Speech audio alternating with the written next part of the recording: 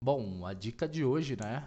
A ideia de hoje é a gente trazer aqui um vídeo um pouco curto, mas falando um pouquinho do padrão de design MVC, né? E seria meio que um guiazinho pequeno ali, né? Uma instrução ali pequena para desenvolvedores, né? Então a gente pode começar falando ali, né, do que é o MVC, tá, Guilherme? Então a gente tá. O que é o padrão MVC, né? O MVC ele é um padrão de design onde ele separa, né, as aplicações em três componentes diferentes, né? São três componentes principais que a gente pode levantar. Primeiro componente ali a gente pode dizer que é na camada da model, ela é responsável pela lógica, né, de dados da aplicação. Então a model ela cuida da recuperação e armazenamento e manipulação dos dados, né?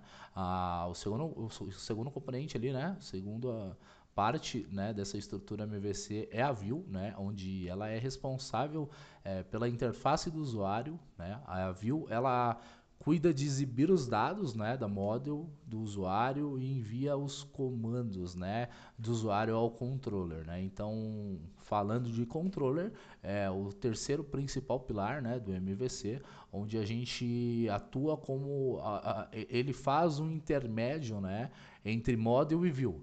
Então ele recebe a entrada do usuário através da view, processa essa entrada interagindo com a model e ela retorna para a view, tá? Então um dos benefícios, né, se a gente pode assim falar, né, quais são os benefícios de se utilizar o MVC, né? Aí eu posso citar aqui quatro pontos positivos, né?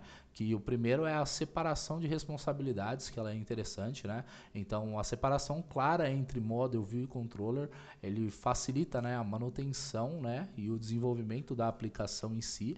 Então, cada componente tem uma função específica, o que ajuda a evitar que o código se torne ali um monolito, né? É difícil de gerenciar.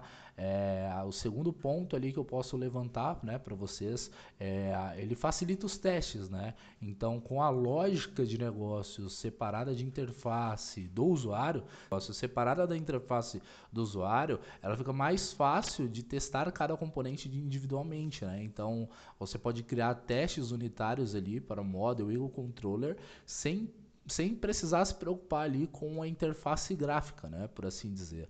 Então, o terceiro ponto ali que a gente pode levantar de benefício, né, é a reutilização do código por um todo, né? Então, o código da model pode ser utilizado em diferentes partes da aplicação que você estiver criando, ou até mesmo em diferentes projetos, né? Então, provendo uma maior, você promove, né, reutilizando o teu código uma eficiência no desenvolvimento, né? Onde você pode componentizar essa parte do teu código e onde ele facilita demais, né? Que aí vem o seu quarto ponto, assim, que eu coloco como muito importante, né? E um dos fatores, né, porque você pode utilizar, que ele facilita a colaboração, né? Então, desenvolvedor back e front-end, eles podem atuar ali, né, simultaneamente entre model e view e sem causar conflitos, né, respectivamente falando.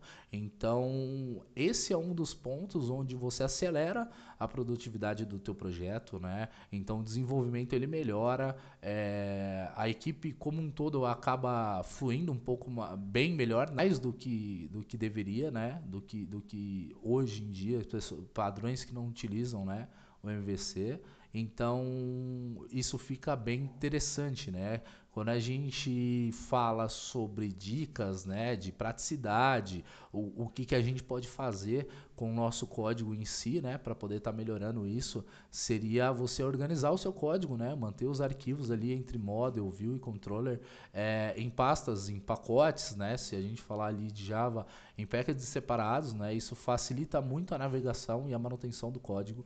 Então, esse é um dos pontos, né, você pode utilizar os frameworks, né? Então, por exemplo, para Java, tu pode utilizar como o Spring MVC, né? Onde pode simplificar bastante, né, a implementação ali, né, do seu padrão, fornecendo ferramentas e bibliotecas ali que agilizam demais no desenvolvimento, né, para o código. Então, a terceira dica, sim, né, que eu posso dar referente a isso tudo, né, seria você testar o seu código. Então, crie testes ali unitários para a sua model, faça testes de integração com o seu controller. Então, para Java você pode utilizar o JUnit nesse caso, tá? Eu falo muito de Java, né, tô comentando sobre Java nesse cenário, porque é um dos padrões de design que eu utilizo, é o MVC para Java. Eu sou dev full stack, onde faço da utilização desse padrão em os meus projetos, que facilita bastante no meu desenvolvimento, né? Então, esse é um ponto assim que eu destaco bastante, tá? O quarto ponto, um dos principais assim que eu acho, é você fazer a documentação, né, do seu projeto, do seu código, você deixar tudo documentado. Poxa, Guilherme, mas você fala em documentação, né? Mas seria você deixar ali um comentário no teu código?